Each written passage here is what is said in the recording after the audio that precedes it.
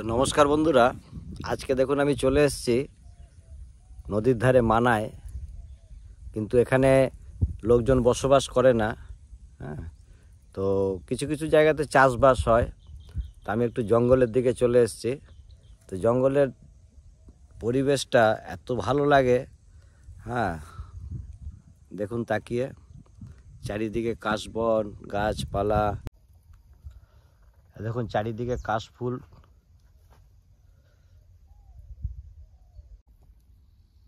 এখানে দেখুন কি সুন্দর বনকুল হয়ে আছে।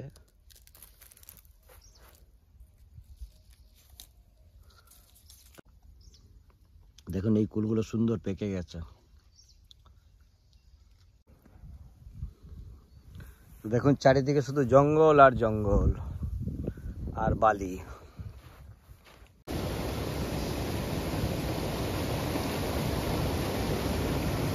মস্ত বড় একটা জলপ্রপাতের কাছে আমি চলে এসেছি। দেখুন এই যে। তো বন্ধুরা, আজকে দেখুন আমি চলে এসেছি পালং শাক নিতে। তো দেখুন পালং শাক লাগিয়েছে কিভাবে। তো যাই হোক, আজকে আমি পালং শাক নিয়ে যাচ্ছি। ধনে পাতাগুলো সবে উঠেছে, এখন রেডি হয়নি। দাদাকে বললাম কিছুটা পালং দেওয়ার জন্য, দাদা পালং তুলে দিচ্ছেন আমাকে। এই যে দেখুন দাদা আমাকে পালং তুলে দিয়ে দিয়েছে। আজকে পালংটা নিয়ে যাচ্ছি বাড়িতে। তো বন্ধুরা, আমার শাক বেগুন নেওয়া হয়ে গেছে। দাদা আবার কটা মূলও তুলে দিলেন। তো চলুন বাড়িতে যাই, বাড়িতে গিয়ে রান্না করব। তো বন্ধুরা, এই যে আমি আলু বেগুন পালং মূলো নিয়ে চলে এসেছি। আজকে সবগুলো একত্রে রান্না করব।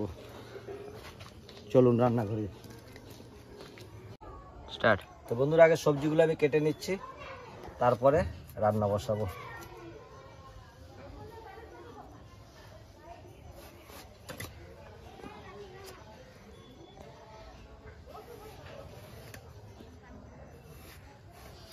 একদম কচি বেগুন।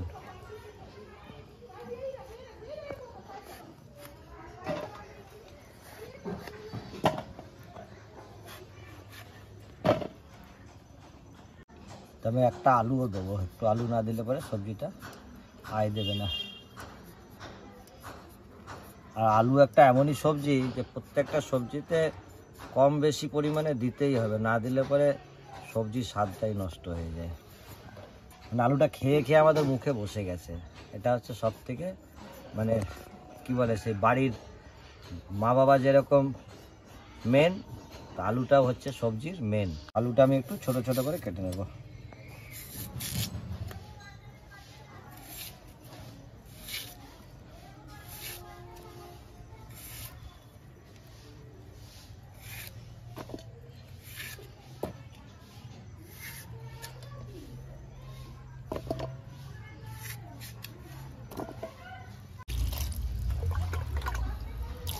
জল দিয়ে দিলে তো বেগুনটা লাল হয়ে যাবে, আলুটাও কালো হয়ে যাবে। ওই দাদার ক্ষেতের টাটকা মূলো।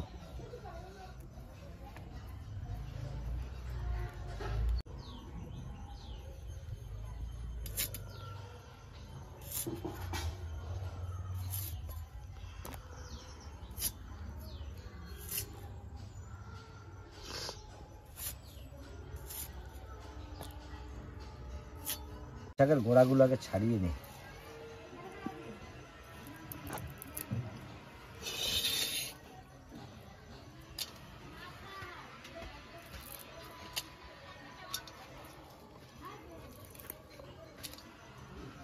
আমার ছাড়ানো হয়ে গেছে, আমি শাকটা গোটা ধুয়ে নেবো আগে।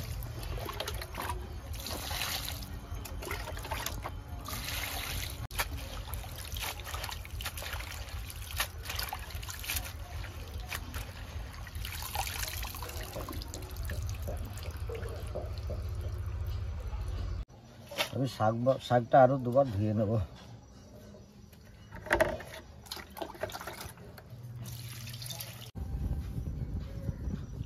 এটা চাপিয়ে দিচ্ছি।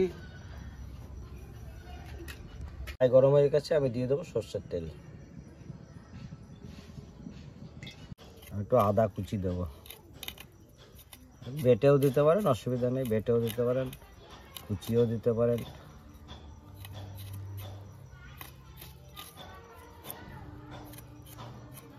আমার তেল গরম হয়ে গেছে, আমি দিয়ে দেবো কালো জিরা ফোড়ন।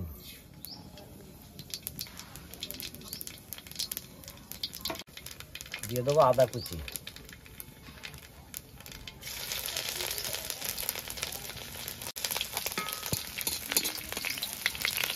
আদা ভাজা সেন্টটাই আলাদা বেরোয়। এরপরে আমি এই যে আলু বেগুন মূলোগুলো একসঙ্গে দিয়ে দিচ্ছি।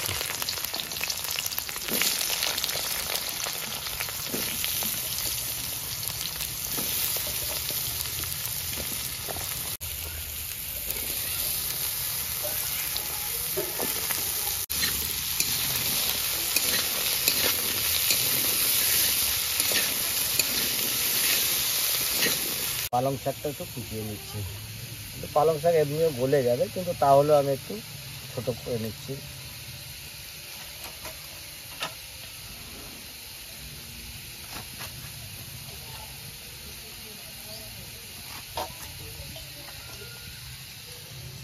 টাটকা সবজি হোক, টাটকা মাছ মাংস হোক, যাই হোক না কেন, তার একটা স্বাদই আলাদা পাওয়া যায়। দেখবে পালং শাকটা খুব সুন্দর খেতে হবে। ভালো করে ভাজা হোক। আমার সবজিটা ভাজা হয়ে গেছে, আমি দিয়ে দেবো শাকগুলো।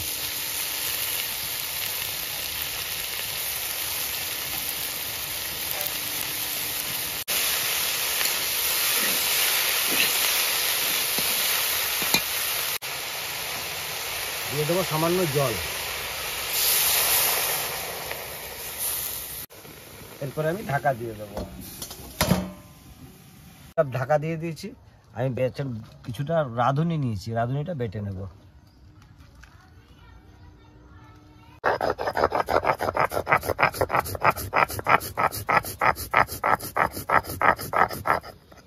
কি সেন্ট দিচ্ছে গো রাঁধুনির! কত দূর হয়েছে।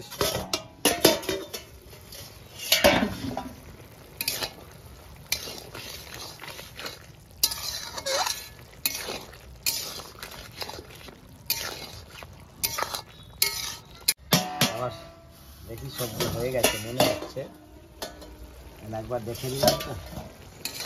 হ্যাঁ, হয়ে গেছে, সুন্দর সিদ্ধ হয়ে গেছে। তো বন্ধুরা, আমার আলু বেগুন পালং মূলোর সবজি রেডি হয়ে গেছে। আর আমি বেটে রেখেছিলাম এই যে রাঁধুনিটা এবার দিয়ে দেবো। এটা দিলাম রাঁধুনি বাটা, মানে সবজির সেন্টটাকেই পাল্টে দিল, সেন্ট এবং স্বাদ দুটোকেই পাল্টে দিলাম। তো যাই হোক, আপনারা এইভাবে রান্না করে খেয়ে দেখবেন, খুব ভালো লাগবে, খুব ভালো লাগবে।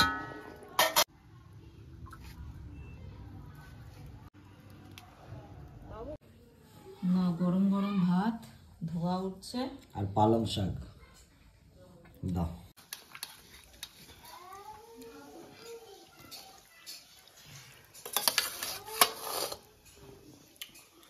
আজকে পালং শাকের মজা আসে।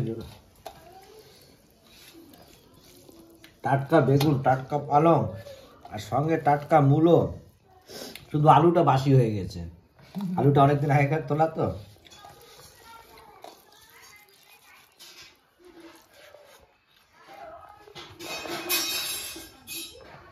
বন্ধুরা, সেই টেস্ট, খুব সুন্দর, খুব সুন্দর।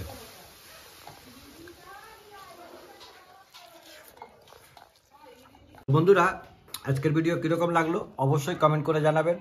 ভালো লাগলে লাইক করবেন, শেয়ার করবেন এবং আমাদের সঙ্গে থাকবেন। আবার নতুন কোনো ভিডিও নিয়ে আপনাদের কাছে আসবো। সবাই ভালো থাকবেন, সুস্থ থাকবেন। আসি।